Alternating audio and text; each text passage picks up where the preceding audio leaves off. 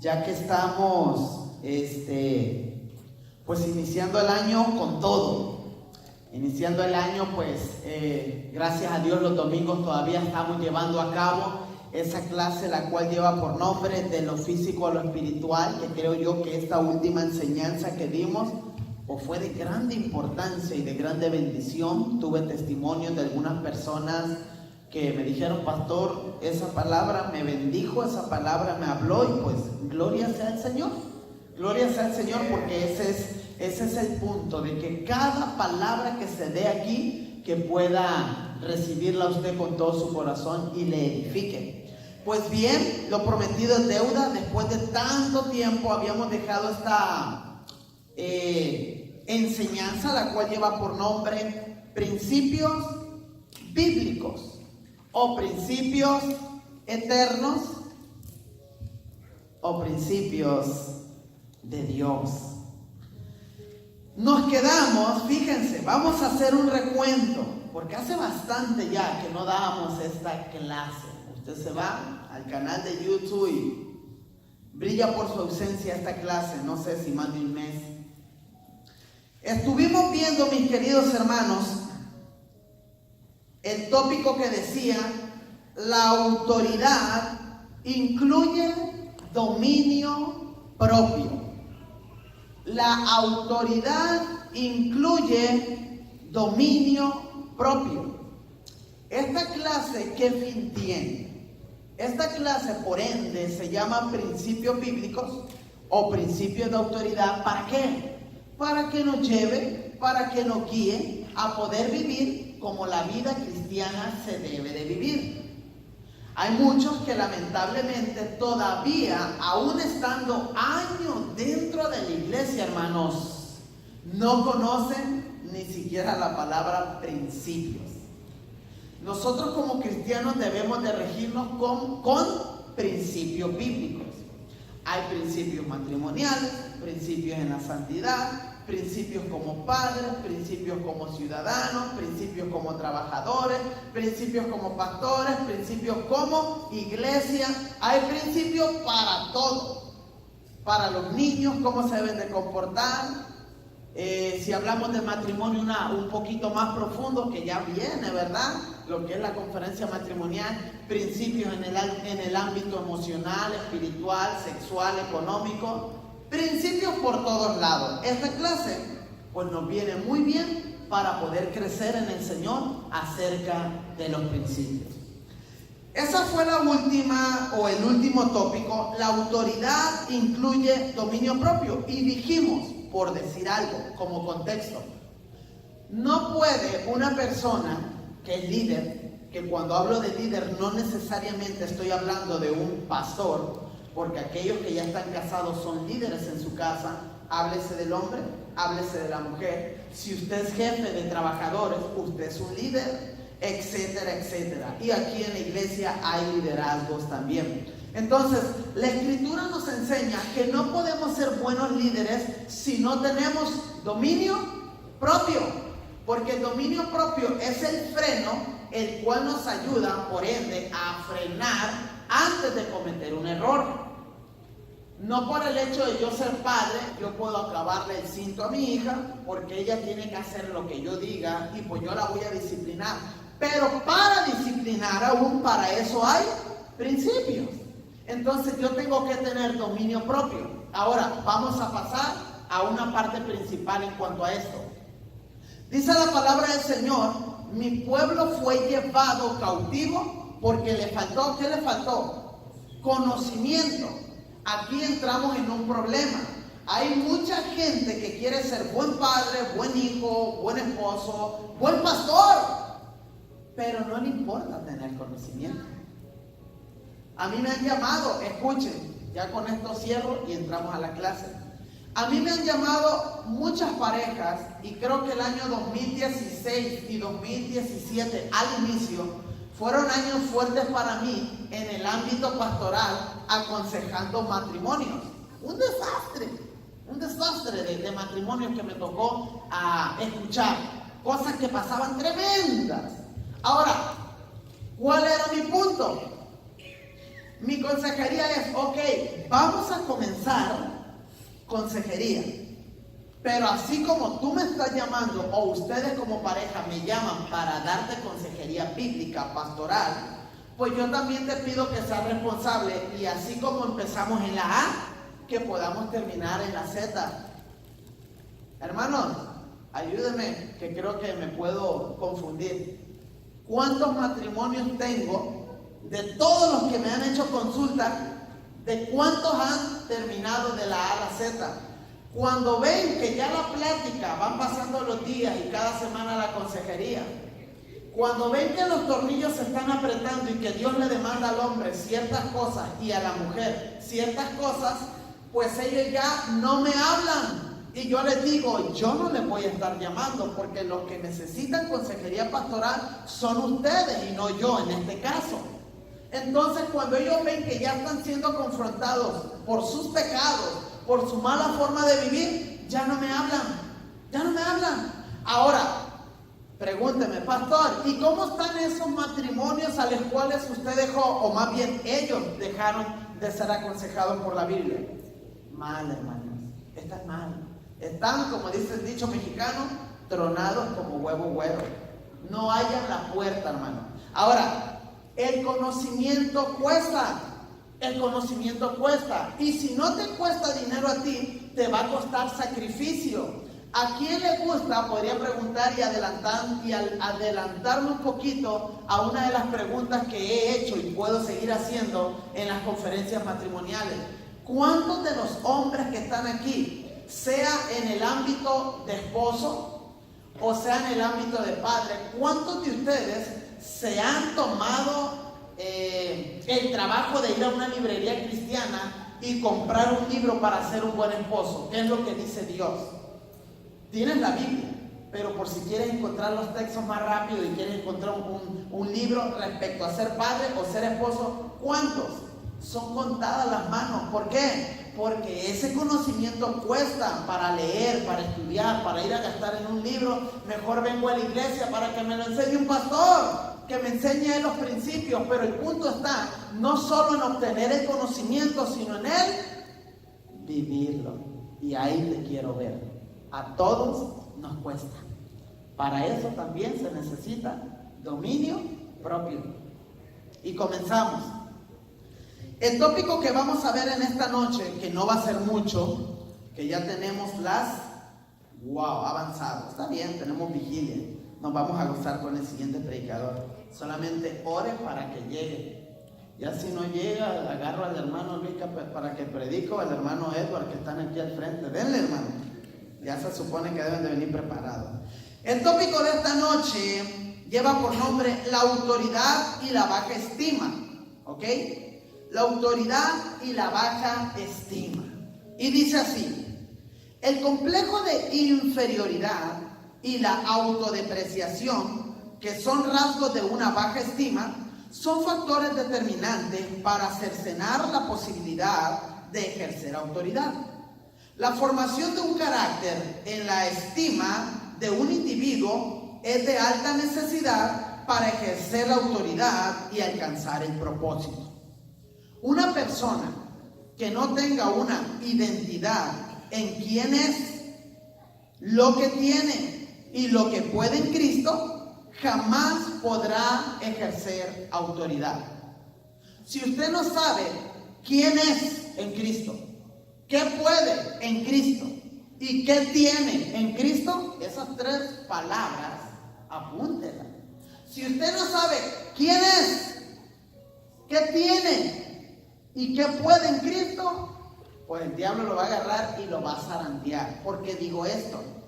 Porque nosotros debemos, como cristianos, tener identidad. Por decir, la primera: ¿quién es usted? Un hijo de Dios. ¿Sí o no? ¿Quién es? Un hijo de Dios. Hermano de Cristo. Soy templo. ¿Quién es? Soy templo del Espíritu Santo. ¿Qué puede? Todo lo puedo en Cristo que me fortalece. Y aunque el infierno se levante contra mí, no temerá mi corazón, porque en él estaré confiado. Es aquí donde se agarran y les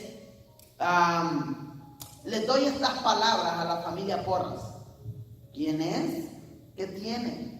No debe de temer cuando su nena está o ha estado postrada en una cama. No debe de temer. Debe de confiar en Dios, que todo va a estar bien, que Dios tiene la última palabra. Y aquí entramos todos, hermanos. Dice la palabra del Señor, Pablo, sea que vivamos o que muramos, lo bueno de aquí es, dice más adelante, somos del Señor. Somos del Señor. Ahora, ¿qué tienes? ¿Qué puedes? ¿Y qué puedes en Cristo? La parte final. ¿Qué puedes en Cristo? Todo lo puedo en Cristo por fe. Usted cree en el Señor, y si Dios está con usted, ¿quién contra usted? Estas cosas vienen a relucir cuando vienen los momentos de conflicto en la casa. ¿Cómo le voy a hacer? Y Satanás viene también cuando usted peca, cuando usted falla. No, tú eres un pecador.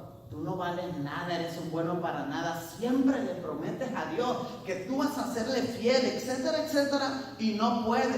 Sin embargo, cuando usted tiene esta identidad, no, yo soy un hijo de Dios, fallé, pero me voy a volver a levantar. Su palabra dice que si 7 veces cae el justo, Jehová lo levantará. Entonces usted ya tiene una identidad. Aunque usted caiga, usted sabe que tiene la posibilidad de levantarse, porque todo lo puede en Cristo. Y si 7 veces cae el justo, Jehová lo va a levantar. Ahora la pregunta es, ¿quiénes son los justos? Todos los que recibieron a Cristo en su corazón. ¿Por qué justos? ¿Porque no pecan? No, porque fuimos justificados por la fe y tenemos paz para con Dios. Ahora prosigo. Debemos entender y conocer nuestro potencial y la capacidad que tenemos para el ejercicio de la autoridad. En el caso de los 12 príncipes de Israel que fueron a espiar la tierra prometida, 10 de ellos bloquearon el ejercicio de la autoridad por la baja estima en la que cayeron, y por causa de esto les embargó el temor. ¿Cuántos se acuerdan de esa historia? Que eran 12 personajes, uno de cada tribu, las 12 tribus de Israel. Iban a entrar en la tierra prometida. Sin embargo, entre esos 12 había 2 que estaban haciendo la diferencia: Caleb y ¿quién más? Y Josué. Estos 10 de los 12 de cada tribu, estos 10 no miraron lo que ellos tenían. Tenían primeramente a Dios de su lado, y con todo eso fueron, visitaron la tierra, porque los mandó Moisés. Vayan y vean la tierra prometida, porque es la tierra que Dios nos entregó, o ya nos las ha entregado, pero estaba habitada. Sin embargo, Dios les había prometido que se las iba a entregar, y ellos iban a destruir al enemigo.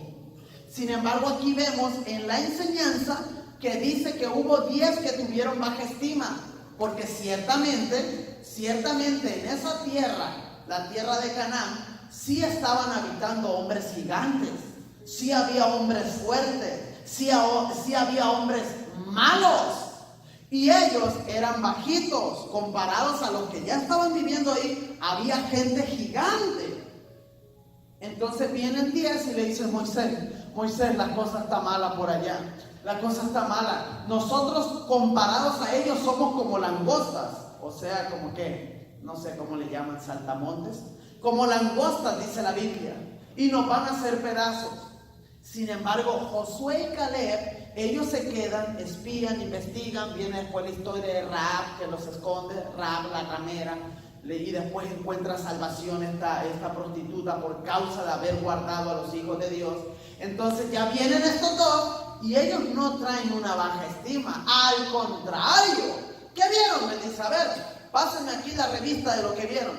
Ciertamente, dice, hay gigantes, hay esto y esto otro, pero hay leche y hay miel. Ellos no se enfocaron en el enemigo, sino se enfocaron en la promesa que Dios les había dado, y que les dijo que si ellos entraban, allá iba a ser una tierra donde iba a abundar la leche y la miel. Ahora, Tienes tu problema en este año, tienes tu gigante, y usted me podría decir, hermano, usted me dice que grite, gloria a Dios, aleluya, sonríe, Cristo te ama. No puedo. ¿Por qué? Porque ya se levantó mi gigante tan pronto en enero. ¿Cuántas personas lamentablemente, pues me di de cuenta, y usted también, cuántas personas lamentablemente el año les recibió con una pérdida de un ser querido, ¿sí o no? Y para muchos dicen, no, si así vamos a empezar. No, mi hermano, tranquilo. No vea las cosas como derrotas. No vea las cosas como simplemente son pérdidas. No, yo voy a estar mal. No. Mejor mira las cosas con el lente de Dios, que dice que a los que aman a Dios, termínelo, todas las cosas les ayudan para bien. Y podrían preguntar a aquellos que se les murió un familiar, ¿y qué de bueno tiene que se me haya muerto un familiar? Porque esta es la otra cosa, que pensamos que por el hecho que el familiar que está enfermo sanó, pensamos que eso es lo bueno solamente. Pero nadie de nosotros consideramos que estaba enfermo, estaba sufriendo y que el Señor se lo llevó. ¡Ay, qué malo! No, malo para ti porque te dejas llevar por los sentimientos y porque amas a esa persona. Sin embargo, era algo muy bueno para esta persona porque ya estaba sufriendo día a día. Y Dios en su amor y en su misericordia dice, hijo mío, yo te voy a traer acá por misericordia y porque te amo, porque no te quiero ver con ese cáncer, porque no te quiero ver con ese esto o esto otro, por eso te traigo. Pero nosotros ¿qué decimos? Dios es malo, Dios no escuchó mi oración. No, es que todo es según el lente con el que tú veas las cosas. Si lo vas a ver siempre que quieres tú lo bueno, según tu perspectiva, estás mal. Como cristianos debemos de verlo bajo la perspectiva bíblica. Nosotros, dice la Escritura, que no vamos por emociones ni por sentimientos. Dice Pablo que nosotros vamos y caminamos por fe, nos conducimos por fe, no por vista. Si usted se va por lo que ve, vamos a caer derrotados, llorando, gritando, peleando, etc. Camine por fe, hermano. En el nombre del Señor. Aleluya. Quien ejerce autoridad por causa del reino no debe intimidarse por ninguna circunstancia. ¿Lo escuchó? Nuevamente, para aquellos que vienen llorando o para aquellos que están desesperados porque oremos. Porque hay gente que viene a las vigilias, vamos a descubrir el telón. Hay gente que viene a las vigilias a quejarse. Hay gente que viene a las vigilias para llorar en el altar porque ya no aguanto. Hay gente que viene a las vigilias para estar pide. Está bien, pero ven a las vigilias para darle gloria a Dios. Que ese es tu punto central. Que de hecho estoy pensando, si Dios nos permite y Dios me guía, traer una serie la cual lleve por nombre el propósito de la iglesia. Soy interesante, ¿verdad? O sea, ¿para qué estamos aquí? El propósito de la iglesia.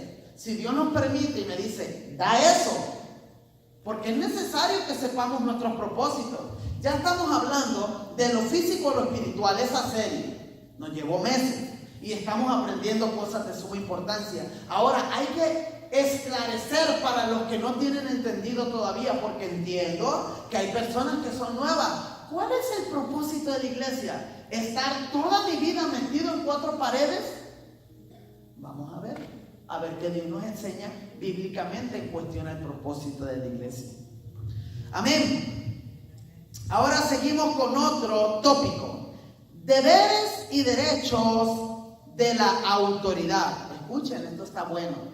Deberes y derechos de la autoridad.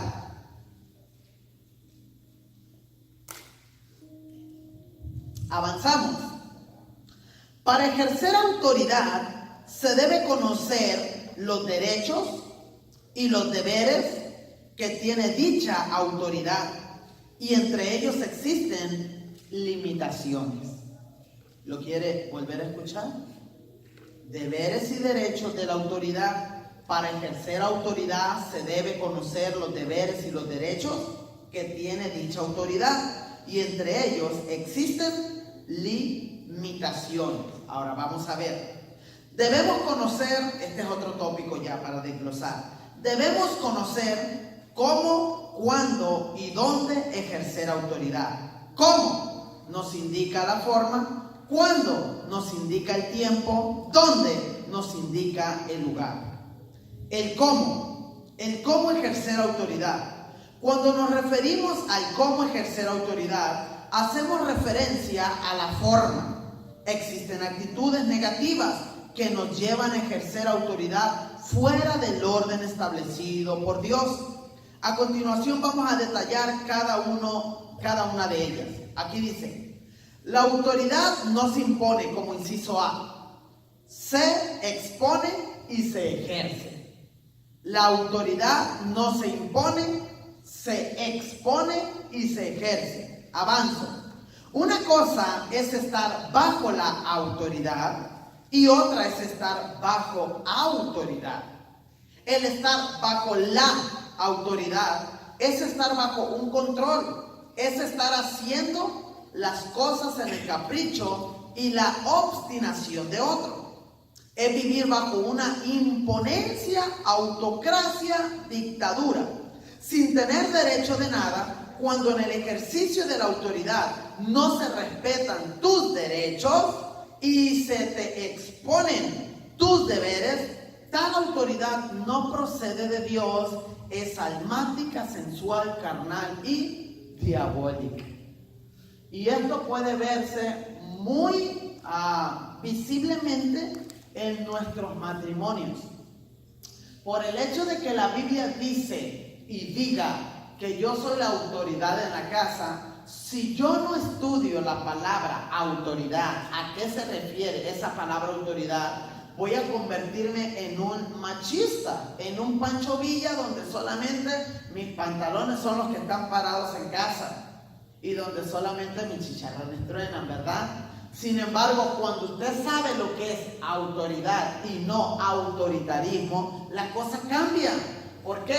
Ciertamente Dios me dijo que sí, soy la cabeza, pero a mi esposa el Señor la sacó de mi costilla, no de mi espalda. Esto indica que al tener a mi esposa aquí de mi costilla, pues Dios quiere que la tenga al lado y no atrás ni abajo de mis pies. ¿Cuántas mujeres son avergonzadas hoy en día porque el esposo a un cristiano malinterpreta los principios bíblicos establecidos en su palabra? Los malinterpreta. Y tenemos mujeres que están subyugadas por sus esposos. Ahora, se voltea el patrón. También tenemos mujeres que están subyugando y tomando el papel del marido en casa. Y esto no debe de ser así. ¿Por qué? Porque delante de Dios, por más bien que aquí en la tierra usted diga, wow, qué bonito matrimonio, y que le diga, cállate, si el marido es el que está en casa, le dicen, soy la que lava, la que trapea, la que plancha. ¿Quién? ¿El marido? Sí, se llama Zoila y la mujer es la que está trabajando. Pero bueno, en la conferencia matrimonial entraremos en esos temas, no es el caso. Así es que es de importancia que cada uno de nosotros aprendamos principios bíblicos. Como por ejemplo, miren, aquí les voy a dar, varones, aguanten el corte. Lo acabo de decir, pero quiero ser más directo. ¿Cuántos son cristianos? Amén. ¿Cuántos quieren crecer en el Señor? Amén. ¿Cuántos quieren meditar en la palabra de Dios? Amén. Ok. La palabra autoridad que Dios te dice que tú eres la autoridad en la casa. ¿Ya le investigaste qué significa? No, soy el que manda y el que tiene que ir a trabajar y pues que haya comida en casa. ¿De verdad eso es autoridad? Autoridad mucho más de lo que usted se imagina, hermano. Solamente le di esa inquietante pregunta. Para los que todavía no saben qué es ser la cabeza y la autoridad, pues se vayan. Ya no necesitan comprar un diccionario. Se meten a Google, diccionario bíblico, qué es ser o tener autoridad como hombre de Dios. Investíguenlo, le va a ayudar mucho. La autoridad no se impone, se expone y se ejerce. Una cosa es estar bajo la autoridad y otra cosa es estar bajo autoridad. Eso ya lo leí, ¿verdad? Ya se lo di, perdonen. Ok.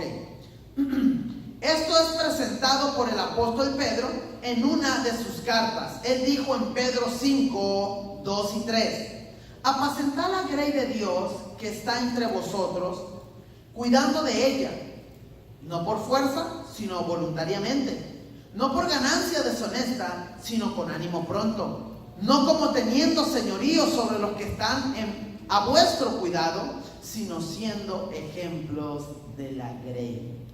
Miren, esta palabra que estoy leyendo me invita a recordar un video que vi, que le puse a mi papá. A veces nos ponemos a ver la tele y le enseño cositas como cómo está la apostasía en estos tiempos.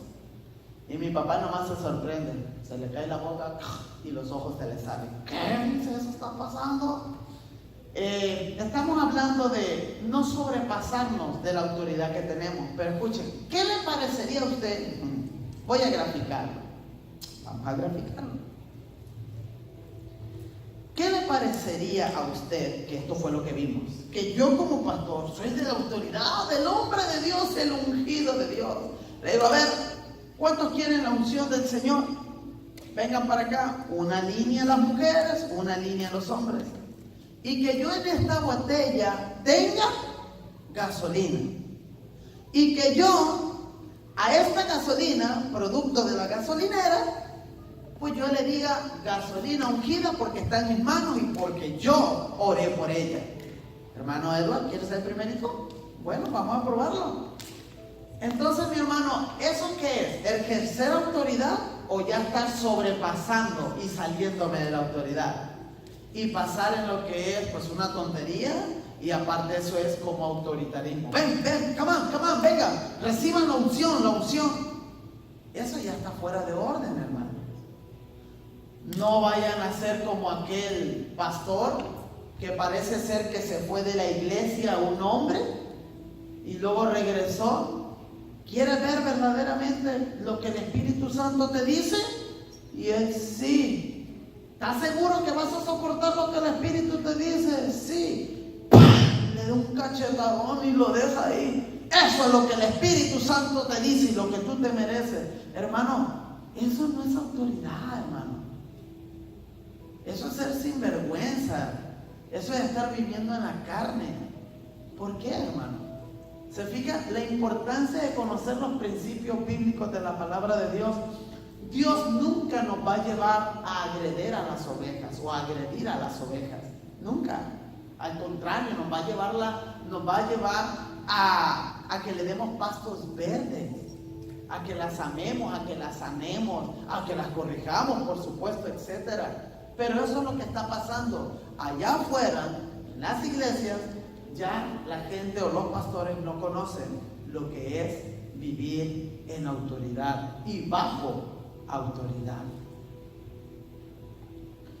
Cuando una persona impone la autoridad, entra en el terreno de la manipulación, intimidación, el control, el dominio, cercenando e irrespetando los derechos que tienen los demás. Esto me invita a decir algo. Padres, mucho cuidado con creerte que tú eres el papá de los pollitos. Mucho cuidado, porque nosotros aún imponemos a nuestros hijos a que con nuestra propia vista, nuestros propios gestos, imponemos nuestra autoridad, y en vez de tenernos respeto, nos tienen que miedo. En su corazoncito los niños nos ven a la altura y nos tienen miedo. Si una cosa yo aprendí, yo lo he hecho, y mi esposa está de testigo, y yo lo he dicho, lo he predicado. Si una de las cosas que me gusta cuando mi niña comete un error o algo, es ponerme a la altura de ella, y me bajo para que me vea a los ojos y para ponerme a la altura de ella. Cuando son cosas serias, voy y la siento en la cama. Hace poquito por ahí estaba un poquito de celosa con mi papá.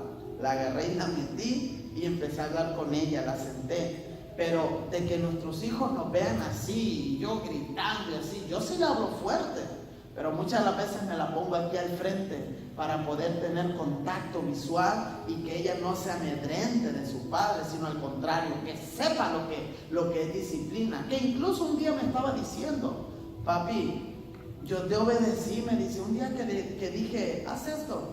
Entonces viene, me abraza, a veces me dice, papi, yo te amo, solita, viene y me dice, y me da besos. Entonces me dice, papi, yo te obedecí. Qué bueno, mi amor, le digo, me alegra que me obedezca. Le digo, ¿por qué crees que es bueno obedecer a papá? Porque tú te alegras. Y no esperó que le preguntara a la otra parte: papá, ¿verdad que cuando yo no te hago caso, tú te enojas? Le digo, sí, le digo. O sea que ya lo sabe. Ya sabe que cuando ella hace algo malo, pues yo le voy a caer a palo. No se crean, la voy a educar. Es bien importante esta área, hermanos, que usted lo puede estar oyendo para usted como, no sé, el hermano está enseñando autoridad, quizá para cuando yo sea líder de damas. No todo es aquí. También como con su esposita, con su esposo, con su hija, con su hijo, etcétera, hermano. ¿Sí o no a veces nosotros hemos recibido, nos hemos sentido mal cuando nuestros jefes nos tratan mal? Una palabra medio que nos golpea. Yo lo he dicho, y no es por hablar de mi jefe mal, pero yo he dado testimonio. Yo estoy bien contento cuando me baja del avión. No, que eso sí no lo quería. Y digo yo, ay, bendito Dios, ¿quién nos entenderá? Cuando no lo hace uno, porque no lo hace, y cuando se adelanta a hacerlo, porque ya lo hizo. Entonces, no es así. La autoridad se ejerce. La autoridad no se impone, se demuestra de cómo hacerlo. Aleluya. Avanzo. Debemos entender que estas actitudes son operaciones satánicas. Dios no opera de esta forma. Él persuade en amor. Ahora, ¿qué es persuadir? Persuadir es el acto de enamorarte para ganar tu voluntad. Persuadir es el acto de enamorarte para ganar tu voluntad. ¿Qué es lo que yo pudiera hacer? Hermanos, vamos a tener un evento. Les invito, les persuado. O sea, les enamoro. Vengan, necesitamos adorar al Señor. Vengamos y busquemos de su presencia. Y usted, como una persona que reconoce que necesita a Dios, amén, hermano, allí estaremos. O en lo que vayamos a hacer, nos ponemos de acuerdo. Amén, hermano, allí estaremos. Porque no se trata ¿cómo se dice? Alegrar el corazón del pastor, sino que yo entiendo que yo necesito de Dios, acercarme a Dios. Por eso digo amén, no solamente para quedar bien con usted, pastor, sino que yo entiendo que yo soy el que necesito, y hago o digo un amén a su persuasión. La manipulación, intimidación y el control son productos de la autocracia, la independencia y el humanismo, que es el asesino de la gracia. Fíjense, la independencia, el humanismo es el asesino de la gracia. ¿Por qué? Porque el humanismo está centrado en la persona y la gracia está centrada en el amor que Dios nos da. Ahora, ¿qué es el asesino de la gracia? Tomando tus propias decisiones e ignorando la voluntad de Dios e imponiéndote a ella, entrando en el terreno del gobierno humano. La autoridad nunca fue delegada para imponerla, sino para exponerla y ejercerla. La autoridad nunca fue delegada para imponerla, sino para exponerla y ejercerla. Y aquí todo líder es donde lucha, porque todo líder queremos que se haga nuestra propia voluntad, pero no se trata de que sea nuestra propia voluntad, sino poder guiarnos por donde el Señor quiere que caminemos. Y lo reitero, lo repito una vez más, según el orden donde estés tú, en tu hogar, en la iglesia, en el trabajo, etcétera, etcétera. ¿Qué horas tenemos? Nos faltan 7 minutos. Hermano Gilberto, ya llegó el pastor por allí para que los invite. Si están ahí en el lobby y los vi que entraron y salieron, les puedo decir que pueden entrar. Inciso B. El inciso fue: la autoridad no se impone, se expone y se ejerce. El inciso B es: la autoridad no se busca ni defiende una posición. Y con este B, inciso B, concluyo. Cuando una persona defiende una posición, no conoce lo que es autoridad. Escuchen, cuando una persona defiende una posición, no conoce lo que es autoridad. El que tiene y ejerce autoridad de parte de Dios debe saber que tiene más posición. Por ende, la autoridad que ejerce se debe a la posición que tiene. Por esta razón, a Jesús le era difícil contestar la pregunta que le hizo el sumo sacerdote en relación a su posición como el Mesías.